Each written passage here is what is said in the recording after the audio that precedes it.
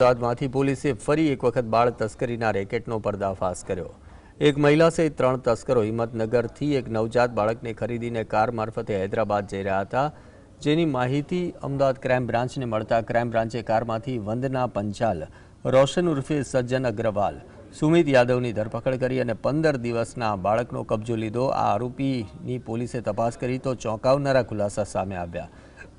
તેમાં ખુલાસો થયો કે હિંમતનગરના યુનુસ નામના વ્યક્તિને 3,60,000 રૂપિયામાં આપી અને આ બાળકને ખરીદવામાં આવ્યું અને કાર ભાડે કરી હૈદરાબાદના એજન્ટ નાગરાજને આપવા માટે તેઓ જઈ રહ્યા હતા। અમદાવાદના ઓઢવની વંદના પંચાલ અને હૈદરાબાદનો રોશન અગ્રવાલ માર્ચ 2025માં હૈદરાબાદના ચૈતન્યપુરી પોલીસ સ્ટેશનમાં બાળકની તસ્કરીના ગુનામાં પકડાઈ ચૂક્યા હતા અને જે દરમિયાન બંનેની મુલાકાત થઈ હતી તે સમયે પોલીસે આરોપીઓ પાસેથી અમદાવાદના 1 સહિત 3 બાળકો રેસ્ક્યુ કર્યા હતા।